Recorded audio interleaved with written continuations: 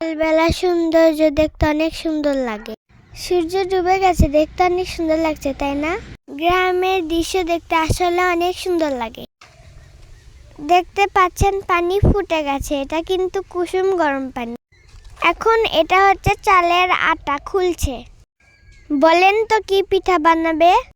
আটা গাবলাতে ঢেলে নিল আটা গুলানোর জন্য। পিঠা বানাতে কেউ পায় না, তাও পিঠা বানাতে চেষ্টা করছে। লবণ দিয়েছে, এখন একটু লবণ দিয়ে মেখে নিচ্ছে। এখন ওই যে গরম পানি ছিল সেটা ঢেলে দিল। আটা গুলা শেষ।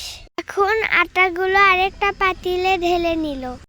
এটা হচ্ছে দুধ গরম করতেছে রাইস কুকারে। এখন মাটির চুলাতে কড়াই বসে দিয়েছে, ছোট কড়াই। পিঠা কড়াই ঢেলে তারপর ঢেকে দিল। এই দেখুন পিঠা হয়ে গেছে, কিন্তু খাওয়ার মতন না। দেখতে পাচ্ছেন আরেকটা পিঠা হয়ে গেল।